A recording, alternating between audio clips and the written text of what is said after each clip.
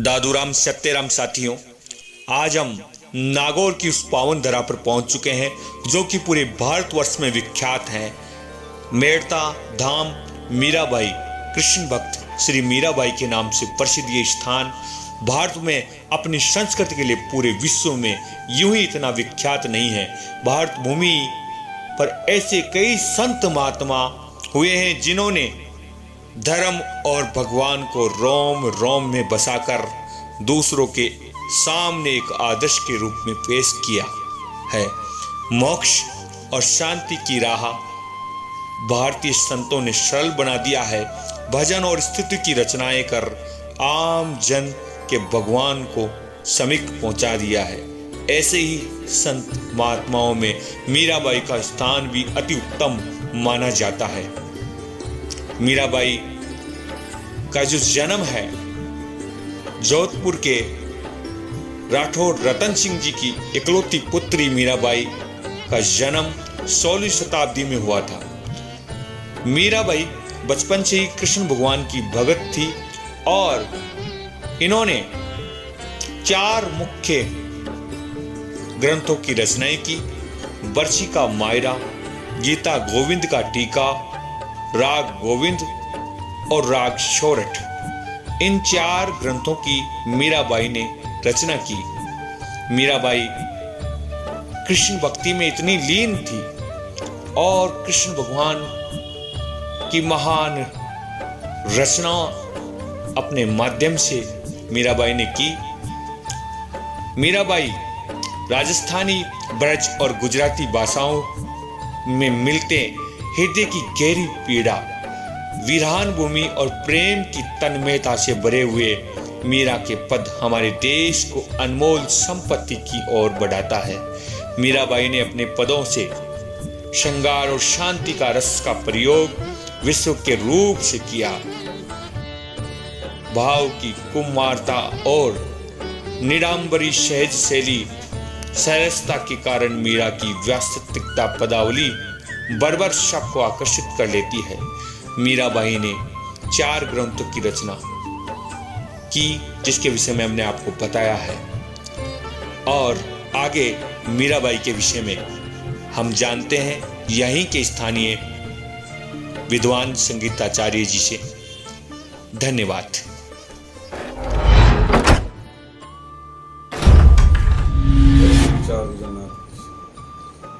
मेरा नाम पुखराज नाडौत है। मैं मेड़ता सिटी का निवासी हूँ और मीरा जी के बारे में कहना तो मेरी इतनी ताकत नहीं है। संत गति रामदास जग से लखी न जाए, बाहर से तो अपन जैसा अंदर उल्टा था। संत के बारे में जानकारी देना, मीरा जी एक ऐसे संत हुए, भक्तिमती मीरा जी, जो भक्ति की सरिता कहा जाता है। मीरा के आराध्य देव श्री चारभुजानाथ ही है और भगवान चारभुजानाथ, भगवान कृष्ण कहो या चारभुजानाथ कहो, एक मीरा के इष्ट देव थे जो मीरा भगवान के सामने भाव विभोर होकर के नाचती थी और भगवान को अपने पद से रिझाती थी। और मीरा जी का अनुभव के बारे में इतना था भगवान के ऊपर कि उन्होंने अपने पद में ये लिख दिया, मायरी मैंने लीनो गोविंदो मोल। जबकि भगवान को खरीदना हर एक भक्त की बस की बात नहीं है, त्रिलोकीनाथ है। लेकिन फिर भी मीरा जी ने कहा, मायरी मैंने लीनो गोविंदो मोल। कोई केवे हड़को, कोई केवे भारी, मैंने लीनो तराजू तोल। यानी भगवान को तोलना, भगवान का एक वजन के बारे में बताना हर किसी के बस की बात नहीं है। लेकिन मीरा जी ने अपने प्रेम बस होकर के भगवान को वशीभूत करके ये अपना अधिकार बता दिया कि मैंने भगवान को खरीद लिया है, भगवान को मोल ले लिया है। कोई के हड़को, कोई के भारी, मैंने लीनो तराजू तोल, मायरी मैंने लीनो गोविंदो मोल। कोई के काड़ो कोई के गोरो, मैंने लीनो घूंघट पट खोल, मायरी मैंने लीनो गोविंदो मोल। मीरा के प्रभु गिरधर नागर, हरि आवत प्रेम के मोल, मायरी मैंने लीनो गोविंदो मोल। मीरा जी हमारे मेड़ता के ही जन्म स्थान के बारे में कुछ गुणजनों का बताना है, विद्वानों का बताना है कि मीरा जी का जन्म कुड़की हुआ, लेकिन गुणीजनों का मानना है कि मीरा जी का जन्म मेड़ता सिटी में हुआ। और मीरा जी के गुरु के बारे में बताते हैं, कुछ लोगों का बताना है कि मीरा जी के गुरु रैदास नहीं थे, लेकिन मेरा मानना यह है कि महापुरुषों के पद के अंतर्गत, जैसे हमारे रामदास जी महाराज तपोनिष्ठ महात्मा परम विद्वान जो खेड़ापा में आचार्य श्री हुए, आपकी वाणी बताती है कि नीची जात चमार की गुरु करिया मीरा बाई, राणो जी परचो मांगियो तो गंगा को आई। महापुरुषों की वाणी से विश्वास होता है कि मीरा जी के गुरु रैदास जी थे।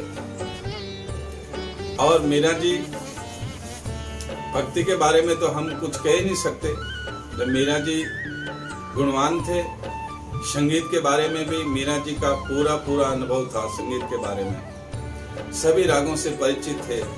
मीरा जी के कुछ ऐसे पद जो रागों में मिलते हैं, सारंग में मिलते हैं, भूपाली में मिलते हैं, शौरठ में मिलते हैं, मारू वियाग में मिलते हैं, बहुत सी रागों से मीरा जी के पद, स्वरचित मीरा जी के पद मिलते हैं।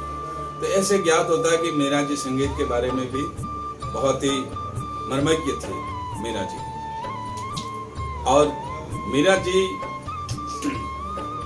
एक ऐसे महापुरुष हुए जिसके अंदर स्वामी राम सुखदास जी महाराज ने ये यहाँ तक कह दिया था कि वृंदावन की गोपियों के ऊपर, पूरी गोपियों के ऊपर एक मीरा जी निस्रव है।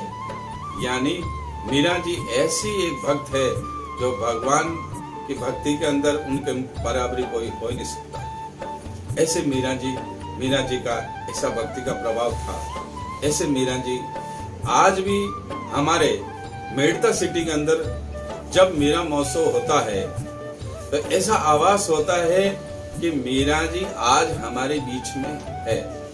और जब मंदिर में जाते हैं और मीरा जी की मूर्ति जो आपने भी दर्शन किए होंगे, तो ऐसा लग रहा है कि मीरा जी के आंखों में जब हम झांकते हैं तो ऐसा लग रहा है कि मीरा जी हमसे कुछ कहना चाहती है, हमसे कुछ संदेश देती है कि आप भगवान के हो जाओ। मीरा जी ने केवल इष्ट भगवान को ही माना।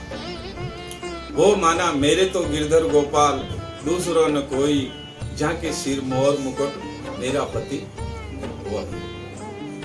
हाँ, सांसारिक रूप से मीरा जी ने रैदास जी के कहने पर कुंवर भोजराज सिंह जी के साथ में पाणी ग्रंथ संस्कार स्वीकार करना माना, लेकिन उन्होंने भगवान चारभुजानाथ की मूर्ति को अपने हाथ में लेकर के और भगवान के सिंहासन से आपने मीरा जी ने पाणी ग्रंथ संस्कार स्वीकार किया था। और उस बात को मीरा ने जब चित्तौड़ गई, यहाँ मीरा से जब चित्तौड़ जाने के बाद में कुंवर भोजराज सिंह जी को पता चला कि मीरा एक भक्ति है, मीरा एक योग का पात्र है, मीरा एक भोग का पात्र नहीं है। उस बात को समझते हुए कुंवर भोजराज सिंह जी ने मीरा जी की बहुत ही आदर के साथ में सम्मान किया और समझ गए कि मेरा अहोभाग्य है, मीरा जैसी मुझे एक भक्ता नारी के रूप में मिली है। और जीवन भर उन्होंने संकल्प लिया कि मैं मीरा जी को आदर्श मानूंगा। और कुंवर भोजराज सिंह जी ने आदर्श ही माना। और आज भी कुंवर भोजराज सिंह जी को हम मेड़तावासी, सारे राजस्थान के, पूरे भारत में कुंवर भोजराज सिंह को हम आदर्श मानते हैं। उसके पश्चात भी कुंवर भोजराज सिंह जी कुछ बताते हैं कि युद्ध के कारण आप वीर गति को प्राप्त हो गए। उसके बाद में जब मीरा जी का देवर थे जिनका नाम विक्रम सिंह।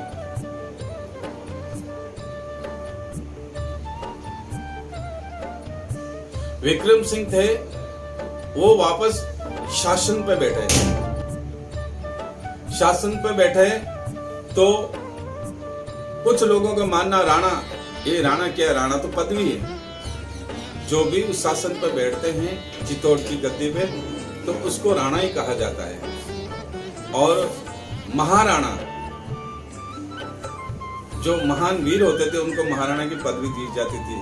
तो फिर उसके बाद में जब मीरा जी चित्तौड़ गई और पता लग गया कि कुंवर भोजराज सिंह जी वीर गति को प्राप्त हो गए, तो मीरा जी ने इस शरीर को अमूल्य समझा कि ये जो शरीर मिला है मुझे भगवान का भजन करने के लिए मिला है। इसी दृष्टि से मीरा ने जो परंपरा थी चित्तौड़ की क्षत्रिय जौहर करने की, तो मीरा जी ने जौहर करना उचित नहीं समझा और भगवान का भजन किया। ये भजन जब करने लगी मीरा, तो विक्रम सिंह और उनके ननम शाह का नाम था उद्दाबाई, उनको ये अच्छी नहीं लगी, तो मीरा जी को यातना देने लगे। तो कुछ लोग ऐसे होते हैं जो मीरा जी के बारे में बोलते हैं, कुछ लोग ऐसे होते हैं कहते हैं कि राणा जी ने यातना दी। तो राणा जी कुंवर भोजराज सिंह जी मीरा जी को यातना नहीं दी थी, वो कसौटी लेने वाले कुंवर विक्रम सिंह थे। और इतनी कसौटी ली गई मीरा जी को, नाना प्रकार की कसौटी ली गई, उसको मारने का प्रयत्न किया गया, लेकिन कहते हैं कि जो जिसका परमात्मा रक्षक होता है उसको कोई मार नहीं सकता। मीरा जी ने खुद ने कहा, जिनके रक्षक रघुनंदन दुनिया करती है उसको बंधन।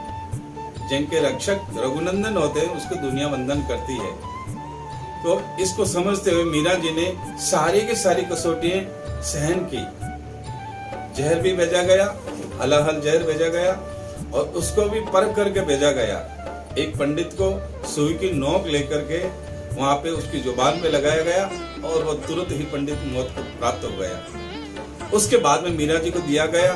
मीरा जी ने जब उस विष को देखा तो मीरा जी की अमृत दृष्टि उस विष पे पड़ी।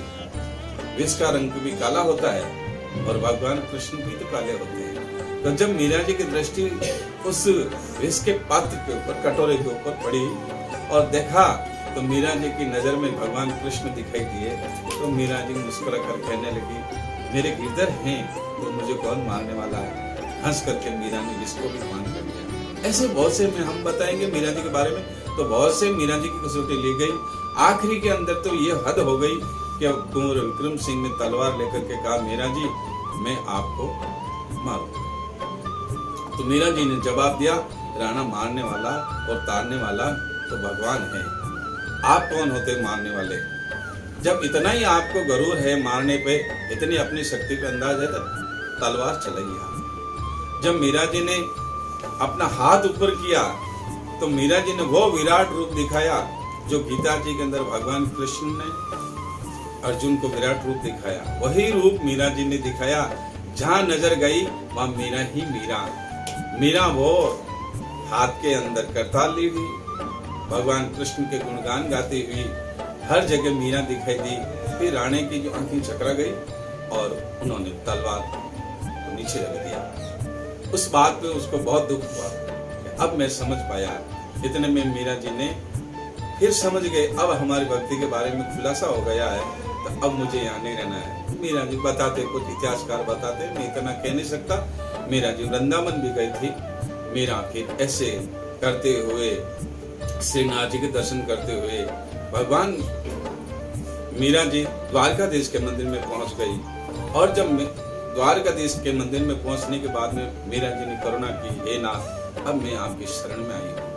नदी जब पहाड़ से चल करके आती है और चलते चलते जब पहाड़ से चलती तो उसके अंदर उछल कूद, उसके अंदर सभी प्रकार की हरकतें होती है।